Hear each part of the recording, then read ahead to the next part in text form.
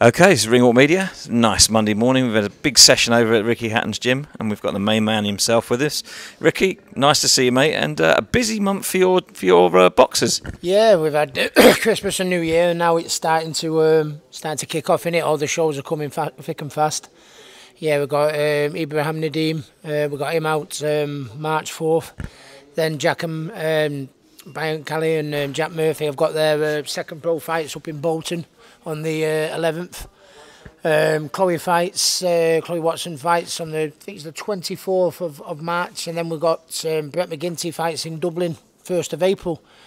So the shows are coming, yeah, thick and fast. Everyone's in fantastic form, you know what I mean. They've behaved themselves over Christmas, you know, like I never used to do, you know. So that's one thing they've benefited from me. But I mean, no, yeah, and. We've got loads of, got prospects. We've got obviously Brad Rhea, who's, got, up there and probably fight for an English title this year. I think Ibrahim Nadeem will probably fight for an English title this year. We've got all unbeaten prospects, but there's a couple that are on the brink of titles of sorts. So, should be a good busy year for us. Yeah, let's talk about Ibrahim. He's out this Saturday over on the Kevin Mare show. Probably going to go 10-0, hopefully, if he takes care of his opponent. And next step, English title? Yeah, an English title, a title fight of sorts. Ibby's done, this will be his 10th round. He's done 6 rounds under his belt. One of Ibby's best attributes is his engine. Do you know what I mean? Ideally, before I'd go on to a 10-rounder, a championship contest, I'd like my fight is 9 times out of 10 to get an 8-rounder under the belt. But I think with Ibby, like me in many ways. I did a 6-rounder before I did my first 12-rounder. The most I'd ever done was 6, and then I fought John Faxon for the British title because he had a good engine, and I can see that Ibby has got a good engine. So, yeah, Ibby's probably the one in the gym that I would least worry about, getting that 8-rounder, and he'll do it like a breeze, Ibby, yeah.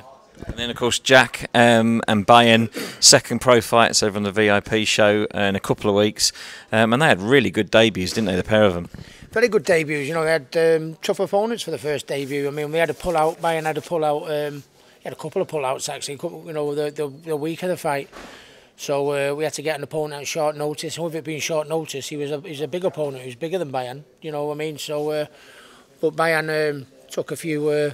clips on the chin, which he's all learning. Ideally, I'd have liked an easier fight for Bayan's debut, but as it turned out, he learned a hell of a lot. He realised just how tough that these come out the amateurs into the pros. I mean, they might not in the early stages, they might not be as good, but they're tough. Do you know what I mean? And Jack fought a very durable opponent. Thought he nearly got him out and dropped him with a body shot. I thought he might be able to put the finishing touches too, but he didn't. But ultimately, another impressive professional debut. Yeah. And of course, young Chloe this year looking hopefully for titles. She's on Lyndon Arthur's world title fight at the back end of this month. She's going to step up this year, surely. Yeah, I think I think it's clear to see that Chloe has got lots of talent, lots of ability. She's working hard in the gym. She's banging the rounds out in sparring. More and more comfortable, and.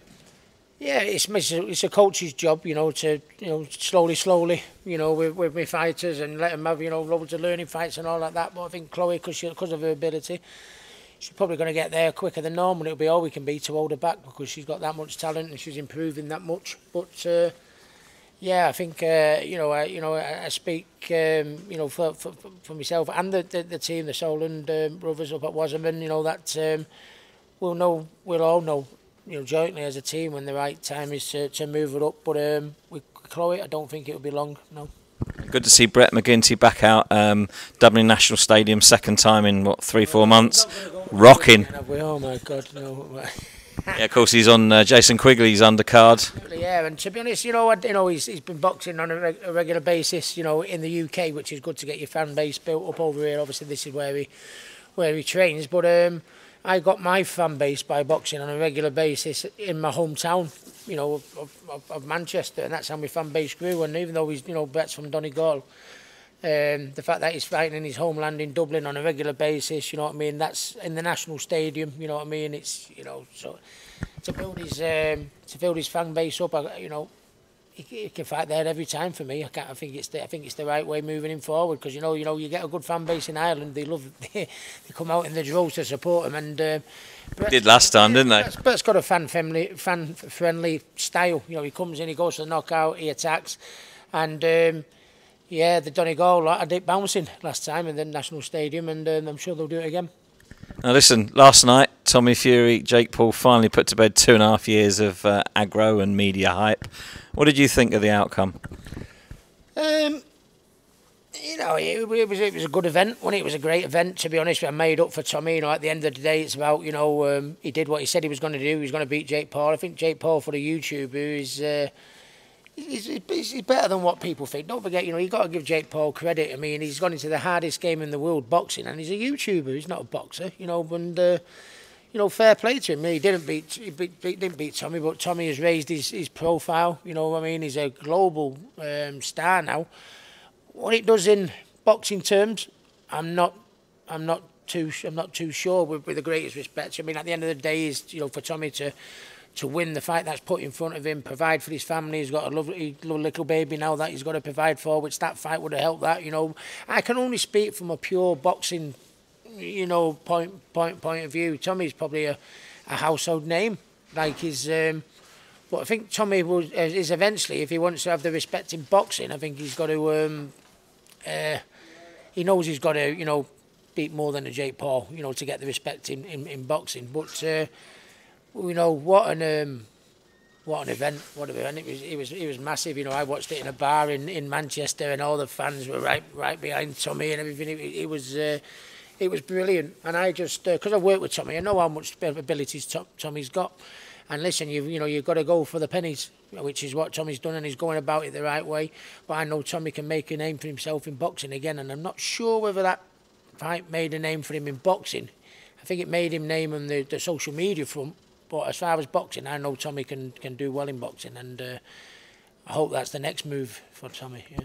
What about yourself? You're looking sharp there this morning. You did your exhibition against Barrera last year. Got any more plans to fight someone big this year? No, I'm just enjoying not keeping the belly at you know, at that stage. You know what I mean? I've like I said, I keep repeating myself, but I'm 44 years of age now. You know what I mean? There's not too many. You told me you were 40. Yeah. There's not too many training camps there now, you know, so I can't keep dragging weight off at 44 years of age. I'm just keeping on top of it now, and life, I've lived my life in the fast lane, and life, I'm not ready for my pipe and slippers just yet, but life slows down for us all a little bit, and that's where I am in my life at the minute. I'm just happy to get up every morning and be able to see my dick. Well, on that note, I'm not quite sure how to finish the interview.